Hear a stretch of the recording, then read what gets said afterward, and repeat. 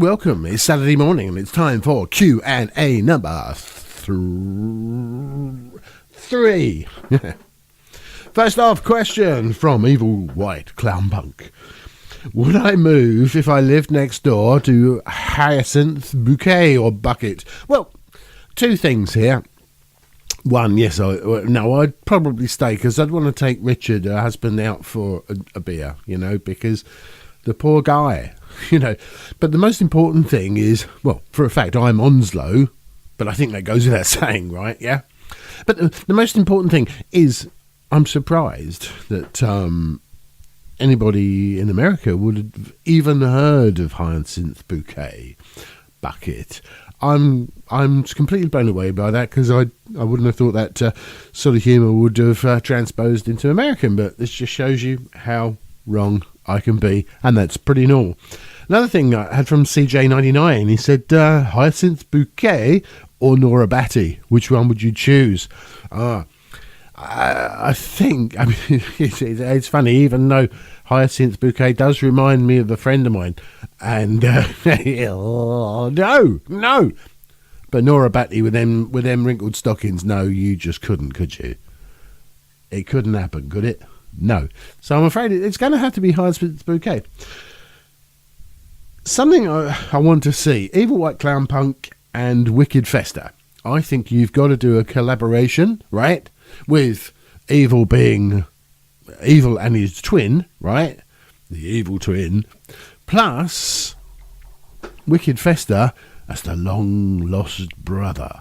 I mean, it's endless where that could go. And I think that's got to be done. So up to you guys. Brilliant. Do it.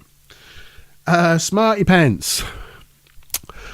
2 questions from Smarty Pants this week. Vinegar on fish and chips and why? Well, it's fish and chips. You have fish and chips. When I was a boy, of course, it was always in a newspaper, and it was chucked in, and the guy behind the counter would get the salt, and then he'd get vinegar. You gotta have vinegar on fish and chips. It wouldn't be right without that. Sorry, I've got a bit of a cold. Rick Ramanelli. Now, he asked me last week, which was my favourite band in my 20s that I was a member of, and I wasn't. So he's asked me a follow-up question, which is, what is the favourite band I was in my teens? Which has to be Silver Waters. It was quite a remarkable band. It was my first ever band, and it was an acoustic outfit, and it was great fun. We wrote such songs as Drain Pipe, My Baby Left Me, We Don't Need Nobody, We Don't. I think there was more, wasn't there? I can't think of anything else that we did, but we did quite a few. And we used to practice in this bar called, it was a pub called the Admiral Gordon, and it was in Maidstone, and it was a great pub. Unfortunately for us, that pub now is fallen into disrepair, and it looks a right state, and it's obviously going to be bulldozed and flats put on it, as they've done to so much of my hometown back in England. Everything is now flats. Everything that was nice houses or Victorian buildings, gone. Loads of flats or apartments or condos or whatever you call them in America. But that's the thing. It was also, we did a show for the local radio station, which was Radio Medway, and we went in and did a half-an-hour program, and it was all the songs that we knew, and there was us chatting and having a great time. I never heard it broadcast, never, but somebody I know swore to me that they did hear it, so I assume it did go out. And I wish I'd have got a copy of it, but that was like years ago, so I don't suppose they've got a copy now if I asked them. Now then, is there any more questions?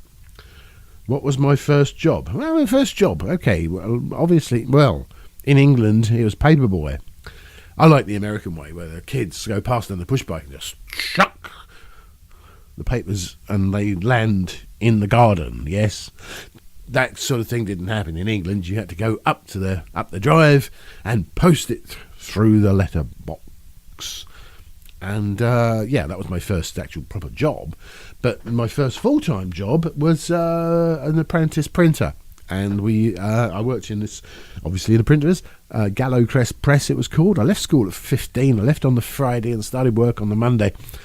And they used to make colouring books. I remember there was Golly's Tuddy colouring book, Teddy's, Dolly's. I thought it was 4, but I can't remember the other one. Golly's, Teddy's, Dolly's, and somebody else's.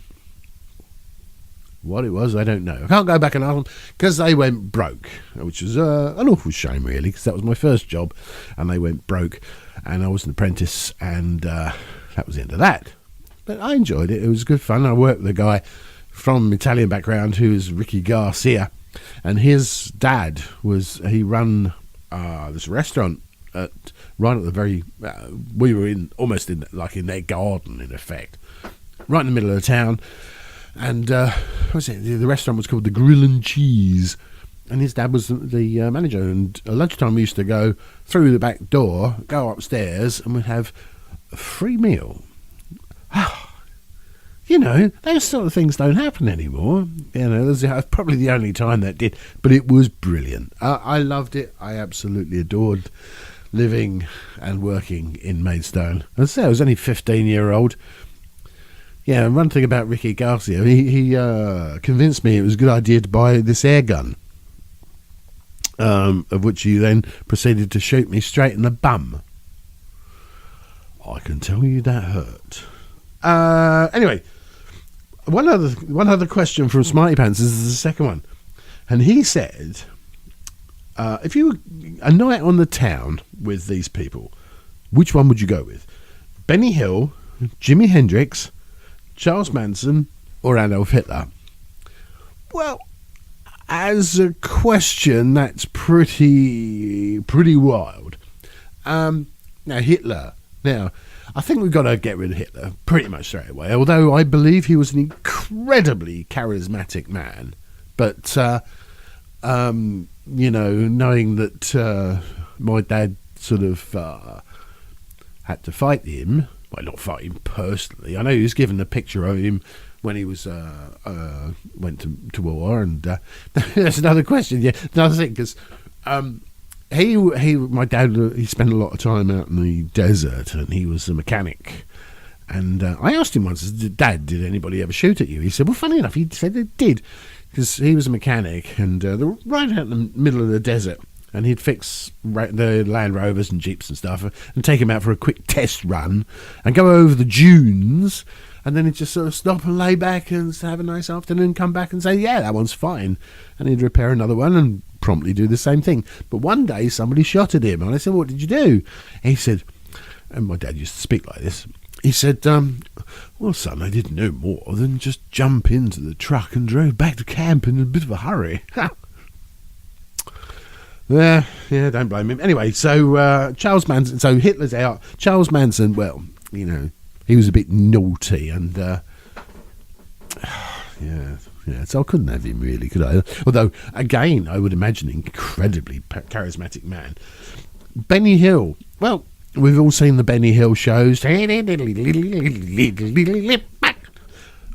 Whether he'd be good company on, I don't know, but that'll be an interesting one to find out. Or Jimi Hendrix. Well, it would have to be Jimi Hendrix, simply because there was a man who was an innovator, he is the man that made rock music as it is, without Hendrix or somebody like him shifting the boundaries of what we'd heard before. I remember the first time I heard Hendrix as a boy and hearing this stuff. What is that? I think the first thing I ever heard, I can't remember what it was. I remember hearing Voodoo Child for the first time and being so totally blown away by this music, thinking, what is that?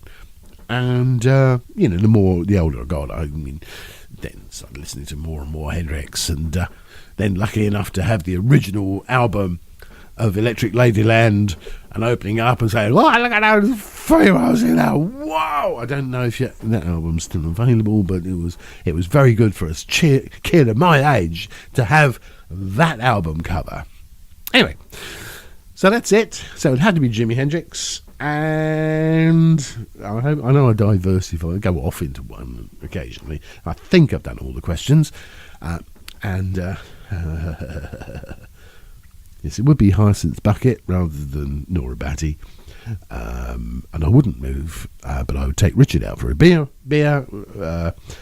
and collaboration. I'm just reading now. Vinegar, yeah, got to have Vinegar. Yep. Hendrix, band as a teenager. Silver Waters. Oh, I didn't really finish that.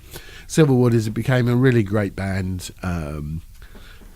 What changed and the reason it split up was because we went electric, as all bands do, and it kind of spoilt it. It just didn't work. We were kind of this acoustic-y, folky, poppy, rocky, weird sort of mixture. But then when it went electric, it completely changed, and it just sort of fell to pieces. And out of that, the next band, Quo Vadis, came out, and that was 3 of the original members of Silver Waters, and the rest went off and did their own thing elsewhere. Still friends with a couple of the guys out of that, but the others just disappeared off the face of the earth, and you kind of wonder what happened to these people. As far as I know, they didn't make it in the music industry, but you know, they never know. Anyway, what am I working on this week? I'm working on Blondie's Union City Blue, which is really fun, and my friend John is doing the drum track for that. And I'm attempting to do the guitar, the bass, and the vocals. The video is going to be something else. We're working on the whole concept of that, which is going to take in railroads and all sorts of weird stuff. So that's all in the next few weeks. Until next week, and please leave a comment, subscribe, and ask a question for next week. This has been Q&A number 3.